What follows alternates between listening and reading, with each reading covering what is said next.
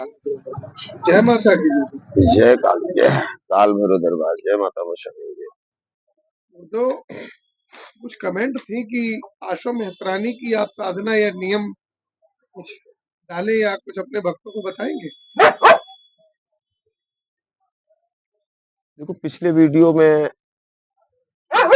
आशु मेहतरानी का हमने चर्चा किया है, थोड़ा शॉर्ट में बताया है, लेकिन पूरी तरह से साधना नहीं डाली थी।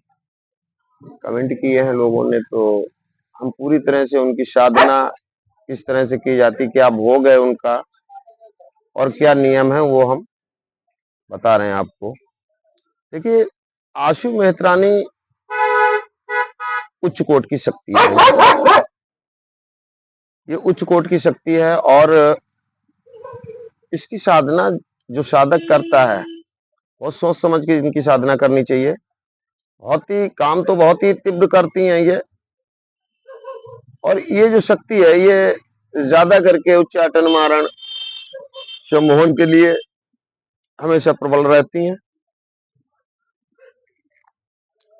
और एक खास चीज है कि यूट्यूब पे आज ज्यादा करके देखा है आशु मेहतरानी की साधना लोग ज्यादा मांगते हैं।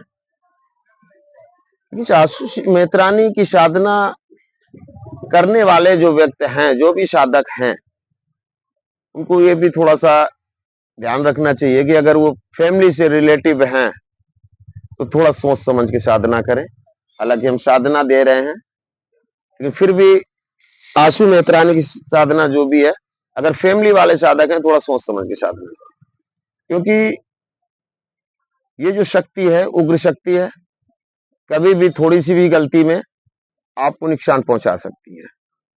तो इसलिए जो भी है बहुत ही सोच समझ के साधना करें आशु मेहतरानी की। तो आशु मेहतरानी की अगर साधना करना चाहते हैं तो सर्वप्रथम सबसे पहले आपको क्या करना है कि देखिए, साधना 3 चरणों में चलती है। साधना 3 चरणों में चलती हैं। एक जो प्रेत साधना होती है वो शमशान से उठती है, और ये जो पवन साधना होती है यानी वीर साधना होती है, ये आशु मेहतरानी की हो गई।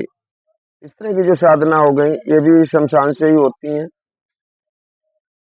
और जो दिव्य साधना हो गई, किसी आप शक्ति अच्छी शक्ति की कर रहे हैं, दिव्य साधना कर रहे हैं, किसी देवी की कर रहे हैं, माँ काली की कर रहे हैं, शीतला की कर रहे हैं, किसी की आत्मवाणी माता की कर रहे हैं, या तो काल भैरव बाबा की कर रहे हैं, तो इनकी साधना आप शमशान में भी कर सकते हैं, जंगल में भी कर सकते हैं, कहीं भी कर सकते हैं। बाकी इनकी साधना जो होती है वो शमशान में ही होती है, उग सकती है। जब आप आशु साधना करना चाहते हैं, आशु माता की साधना करना चाहते हैं, तो देखिए सबसे पहले आपको क्या करना है, शमशान में एक दिन पहले पहले तो आप शमशान को जगाएं, शमशान को चेतन करें। शमशान को जब जगाएंगे आप,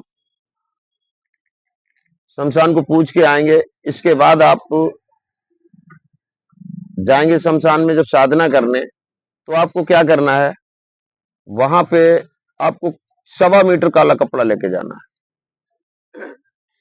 1.25 मीटर काला कपड़ा लेके जाना है। खुद के स्वयं के वस्त्र काले होने चाहिए, आसन आपका काला होना चाहिए, और जो 1.25 मीटर कपड़ा आप काला लेके जाएंगे वो जो माता आशु मेहतरानी की साधना पे जब आप बैठेंगे तो आगे उनका आसन लगाएंगे, उस पे आप माता आशु मेहतरानी की छवि लगा लें। गुड़ैल के फूल ले लें, 7 तरह की मीठा ले लें, पूरा 16 श्रृंगार ले लें, मुर्गे की बकरे की कलेजी ले लें, मदरा ले लें, और 7 नींबू ले लें। कच्ची धार ले लें, पक्की धार ले लें, क्योंकि दोनों धार लगेगी।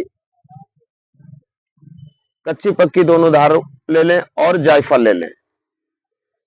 आपको इतनी सामग्री लेके माई की वहां पे पहुंचना है, और उसी आसन पे जहां पे आपने काला कपड़ा बिछा के माई की छवि को बिठाया है, वहां पे ये सारा भोग आपको लगा देना है। लगा दे के माई का मंत्र यूट्यूब पे तो नहीं दे सकते हम, क्योंकि मंत्र अगर दे रहे हैं, ये उग्र शक्ति की साधना है। बहुत से लोग, बहुत से साधक ऐसे हैं कि बैठ जाते हैं, समझते सोचते नहीं, और फिर उसका नतीजा गलत होता है।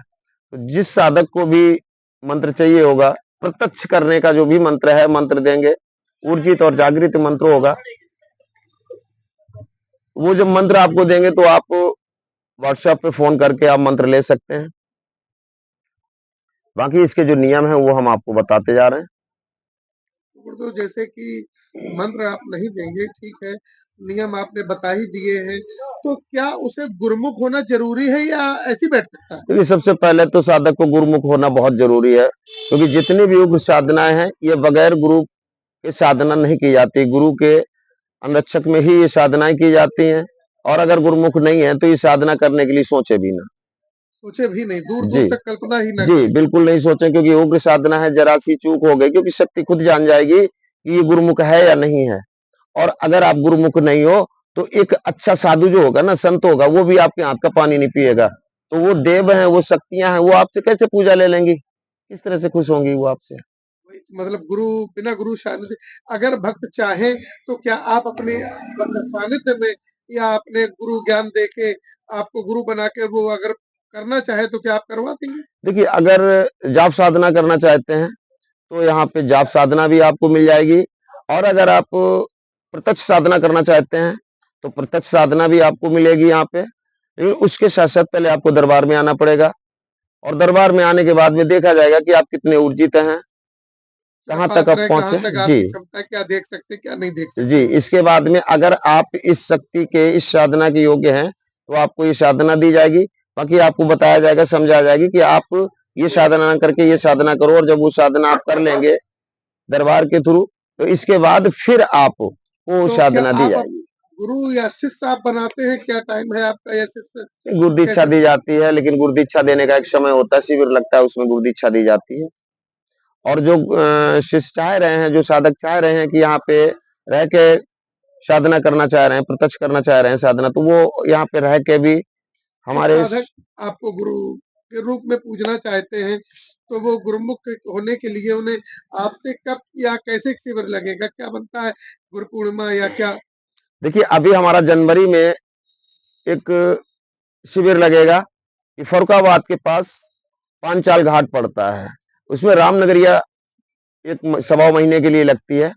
उसमें हमारा कल्पवास होगा। वहां पे एक सवा महीने हम जो है वहीं पे कल्पवास रहेंगे, गंगा जी पे। तो जो भक्त मिलना चाहे वहां आपसे मुलाकात होगी। जी, जनवरी में वहां पे लगेगा, और अभी डेट कंफर्म नहीं हुई है। जब डेट कंफर्म हो जाएगी तो वीडियो डाल दिया जाएगा। फिलहाल अभी जो है यही बताया जा रहा है कि जगह कंफर्म हो गई है। पांचाल पांचाल घाट, फरुखाबाद, घटिया घाट, रामनगरिया। चलिए, जय माता। जय माता दी, जय माता दी, कल्याण करे मैया।